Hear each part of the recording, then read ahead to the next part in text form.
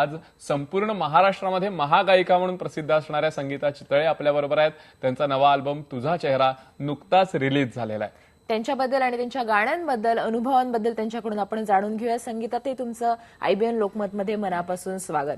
धन्यवाद. तुमच्या अल्बम बद्दल, तुमच्या महागायिकेच्या त्या सगळ्या प्रवासाबद्दल आपण बोलणार आहोत, पण कार्यक्रमाची सुरुवात एखाद्या गाण्यांनी किंवा अभंगांनी कराल? नक्की. माऊलींच्या अभंगांनी करते. अगदी. वा.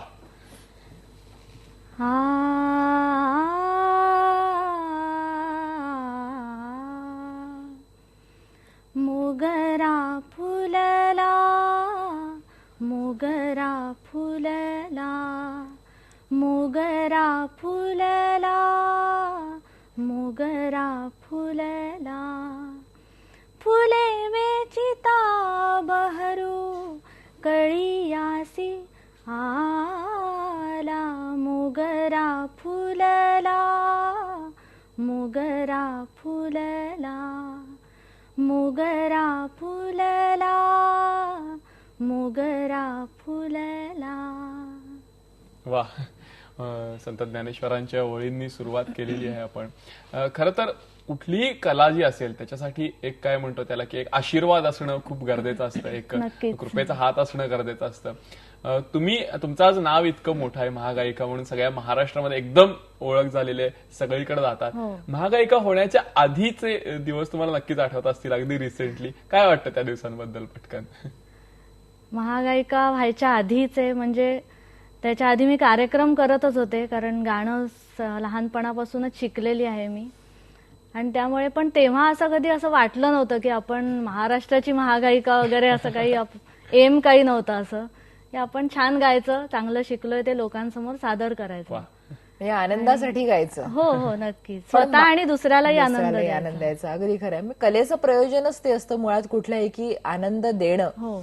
पण महागायिका याच्यामध्ये तुम्ही भाग घेतला आणि महागायिका झालात सुद्धा, त्याच्यामध्ये कोणाचं प्रोत्साहन होतं? अर्थातच माझे पती. कारण ऑडिशन वगैरे द्यायला मी काही तयार नव्हते खरं म्हणजे. असं वाटत होतं आता काय मुलं मोठी आहेत, त्यांचं करिअर खूप महत्वाचं आहे, त्यामुळे मी आता कुठे नवीन करिअर सुरू करणार आहे असं थोडंसं मनात होतं. पण माझे पती विवेक चितळे आणि सासूबाई माझ्या, त्यांनी खूप प्रोत्साहन दिलं मला. त्यामुळे मी ऑडिशनला गेले आणि ऑडिशनच्या दिवशी सकाळी जी पोचले ती संध्याकाळपर्यंत तिथेच होते. माझा नंबर लागला नव्हता अजिबात. खूप गर्दी, खूप 1100-1200 नंबर होता माझा. आणि थोडं संध्याकाळ व्हायला लागल्यावर कंटाळा आला होता खरं म्हणजे मला.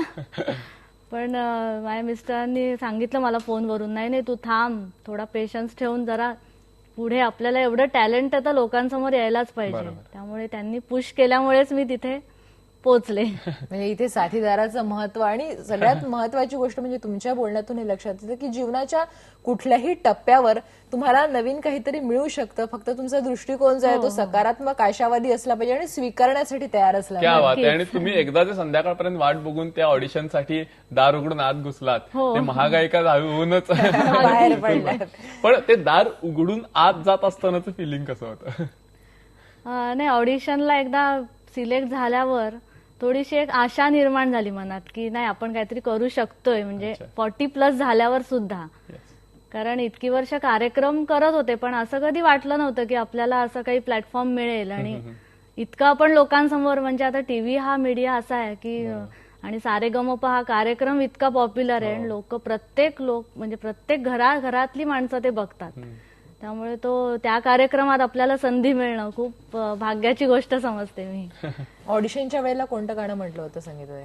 ऑडिशनच्या वेळेला पहिलं मला रजनीगंधा जीवनिया बहरुनी आली. आता गाल? हो, ते कवी शांताराम नांदगावकरांचं गाणं आहे, खूप छान लिहिलेलं आहे.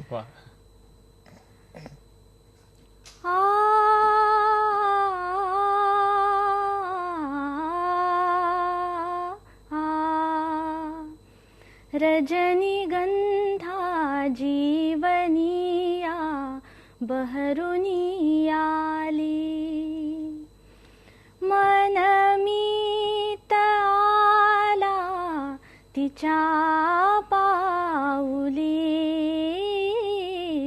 रजनीगंधा जीवनिया बहरुनी आली.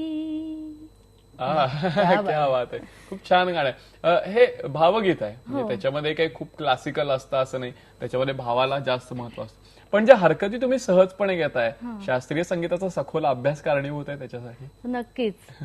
म्हणजे लहानपणापासून मी शिकले त्या डॉक्टर ललित नारूरकर, नंतर वासंती साठे, आणि नंतर मला संधी मिळाली आरती अंकलीकर यांच्याकडे शिकायची. आणि त्यांच्याकडे खूप मला म्हणजे शब्दातलं सौंदर्य, गाण्यातले भाव कसे आपण प्रगट करू शकतो हे सगळं मला शिकायला मिळालं. त्यामुळे त्याचा फायदा मला लाईट गातानाही होतोय. निश्चितच. म्हणजे शास्त्रीय संगीताचा जो उपयोग आहे तो तुमचा एक स्वर पक्के करण्यासाठी, गळा तयार करण्यासाठी किंवा हरकती घेणं यासाठी होऊ शकतो. पण जेव्हा तुम्ही लाईट म्युझिक गात असता तेव्हा तुम्हाला एकूणच साहित्याचं किंवा ज्याला म्हणतात की शब्दांचं भान असणं खूप गरजेचं असतं. त्याबद्दल काय सांगाल? शब्दांचं काय, आपलं म्हणजे गाणं जेव्हा सादर करतो तेव्हा त्यातलं काव्य हे अर्थात तुम्हाला समजलं तरच तुम्ही ते एक्सप्रेस करू शकता. आणि त्यामुळे ते शब्दातलं सौंदर्य पण तुम्हाला कळलं पाहिजे, कुठला शब्द कुठे तोडायला हवाय. की काही वेळा काय होतं, एखादा शब्द अर्धवट तोडला जातो गाताना, म्हणजे त्यातली हरकत यावी म्हणून तो चुकीचा घेतला जातो. तर तसं न घेता काव्याचा अर्थ समजून जर तुम्ही गायलात तर अर्थातच ते गाणं इथे पोचतं. क्या बात आहे. इथं पोहोचणं खूप महत्वाचं आहे. हा खूप संगीताचा खूप छान मुद्दा सांगितला. बोलता बोलता 2-3 मुद्दे जे आलेले आहेत त्याच्याबद्दल लेटेस्ट ऐकायला आवडतील. एक तर आरतीताईंकडे तुम्ही शिकलेला त्याच्याबद्दल ऐकायला आवडेल, शास्त्रीय संगीताची तुमची आवड याच्याबद्दल सुद्धा ऐकायला आवडेल, आणि ज्या पद्धतीने तुम्ही बोलता तुमचं वाचन पण खूप चांगलं असणार आहे. या सगळ्या गोष्टींबद्दल आपण बोलूयात, पण त्याच्या आधी सलाम महाराष्ट्रामध्ये ब्रेक घेऊयात. पहा फक्त IBN लोकमत.